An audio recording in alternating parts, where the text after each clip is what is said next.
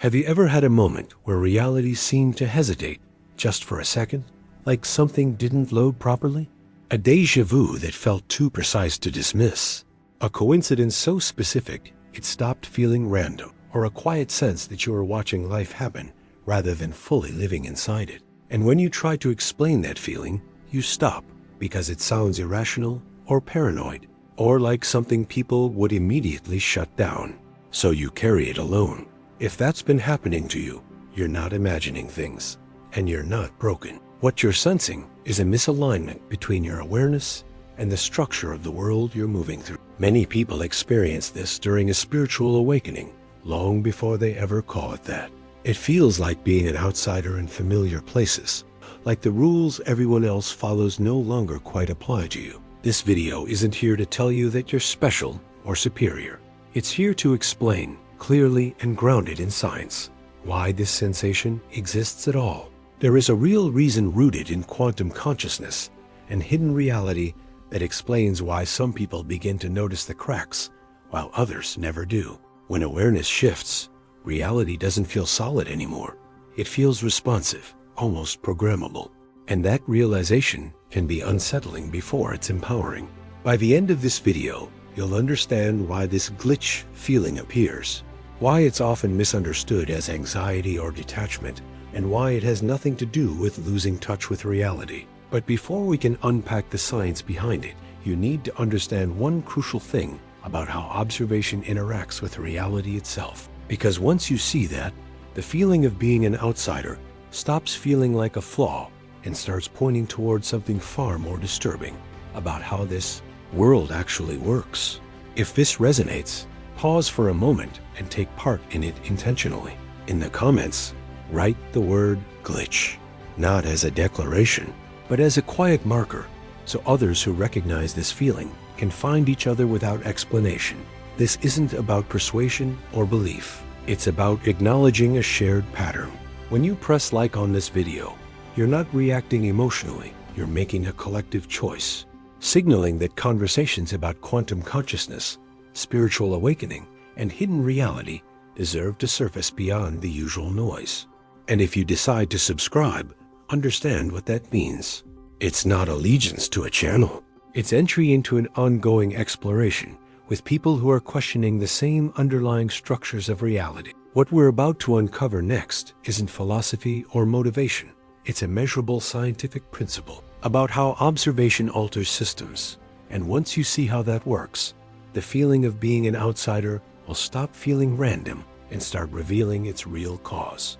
What begins to expose what's really happening comes from an experiment that quietly unsettled physics and still hasn't fully landed in the public mind. In 1978, physicist John Archibald Wheeler, working through Princeton University, formalized what became known as the delayed choice experiment, building on earlier quantum work, but pushing it into deeply uncomfortable territory. The experiment asked a simple but disturbing question. Does a particle decide what it is before it's observed, or only when it's observed? Later experimental confirmations, carried out in the 1980s and 2000s by teams at institutions like the University of Maryland and the National Institute of Standards and Technology, showed something that directly challenges common sense. Particles behaved as waves or particles, depending on how they were measured, even when the decision of how to measure them was made after the particle had already passed the critical point in the experiment. The data suggested that the outcome was not fixed in advance. Observation didn't just reveal reality, it appeared to participate in creating it. At first, this sounds like an abstract issue for physicists and philosophers. But stay with me, because this is where it stops being theoretical. The observer effect here is not metaphorical, it's measurable. It shows that the quantum field does not function as a static background where events simply unfold. It behaves like a responsive system, sensitive to information, interaction, and observation. Reality, at its most fundamental level, is not locked in until it is engaged with. And this is where it turns toward you. If observation influences outcome, then consciousness is not just along for the ride. It is part of the mechanism. And that means reality creation is not something that happens independently of awareness. It emerges through it. So when you feel like the world responds differently to you than it used to, when timing feels strange, when forcing things collapses outcomes while clarity seems to shift them, that's not random. It suggests your awareness is no longer operating unconsciously. As consciousness expansion begins, the feedback loop between perception and reality becomes visible. And this is the moment many people feel unsettled. Because if observation alters reality at the quantum level, then emotional state, expectation, and subconscious belief are no longer irrelevant. And that raises a question most people never ask.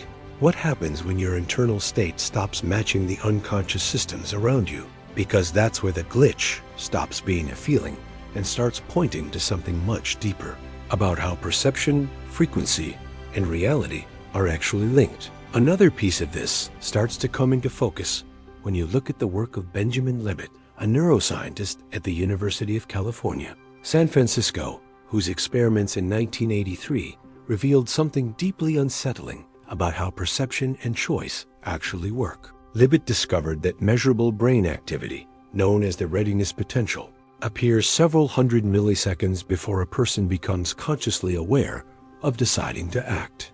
In simple terms, your subconscious mind initiates action before your conscious mind takes credit for it. At the time, this was framed as a debate about free will, but the deeper implication runs further.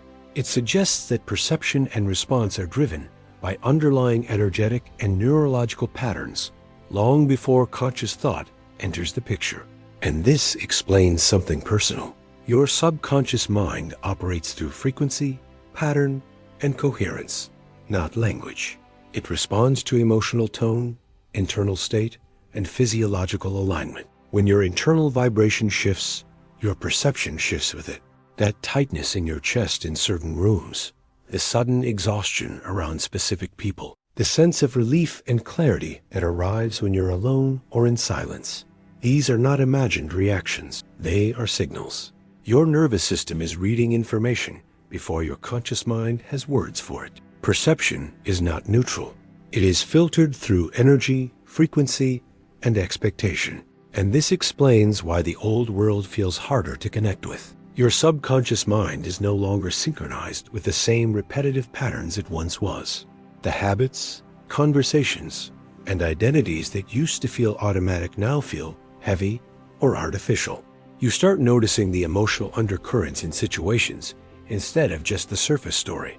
And if you're feeling this right now, that subtle sense of recognition in your body as you listen, it's not coincidence. It's your system recalibrating how it processes reality. This is what happens when perception expands faster than the structures around it. But here's the part that makes people uncomfortable. As frequency rises, it doesn't just bring clarity. It brings exposure. Old emotional programs surface. Doubts you never questioned become visible.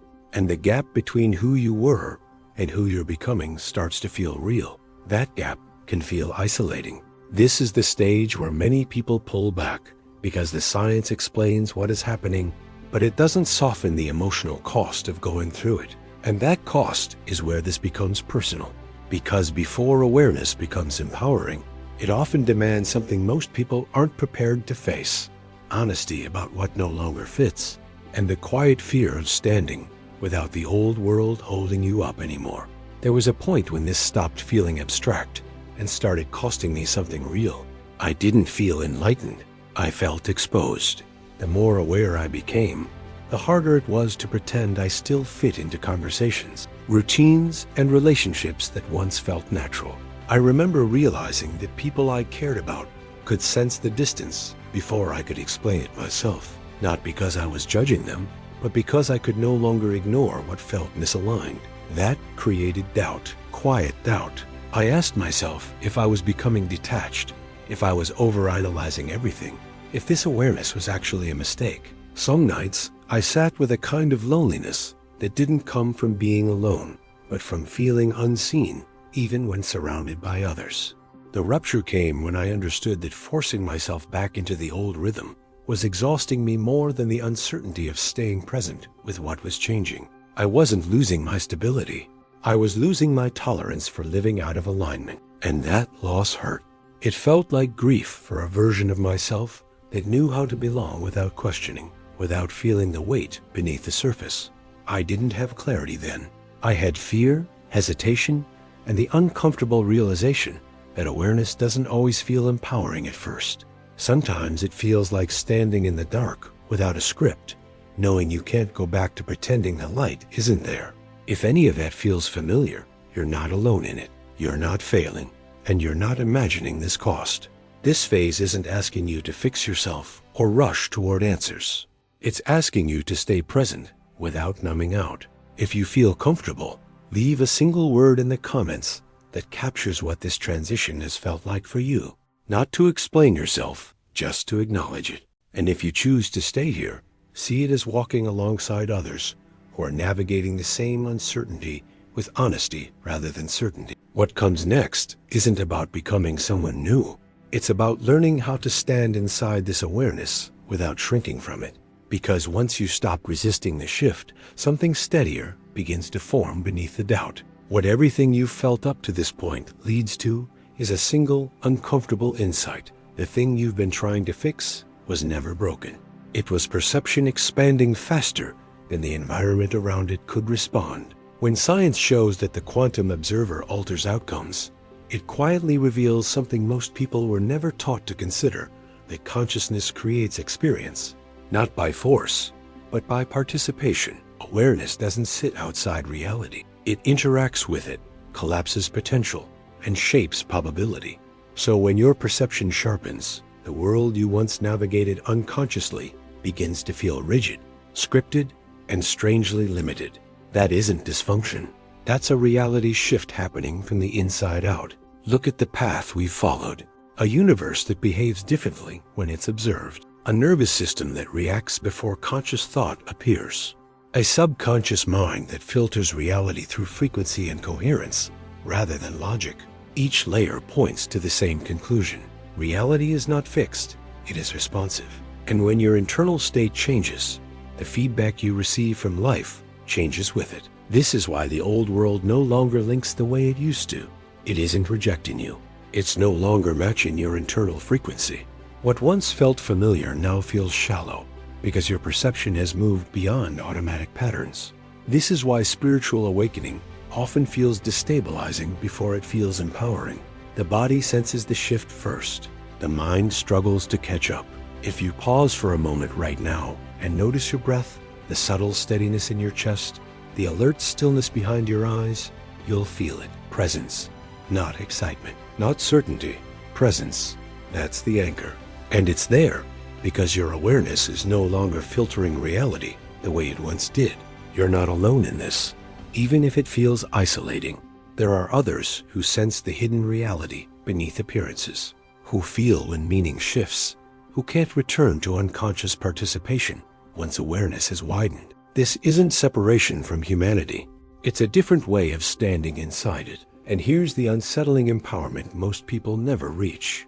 If consciousness creates experience, if the quantum observer plays an active role, then the force shaping your life has never been external. It has always been closer than you are taught to believe. But there is a final threshold, one that changes how timing works, how intention lands, and why pushing too hard can collapse what patience would allow to form. That threshold isn't explained in most conversations about awakening. It's felt. And if you're sensing that quiet urgency now, that sense that something is aligning, whether you're ready or not, pay attention. This is where awareness stops being theoretical and where everything begins to accelerate. Before you step away, mark this moment deliberately. In the comments, write the word outsider, not as an identity, but as a signal.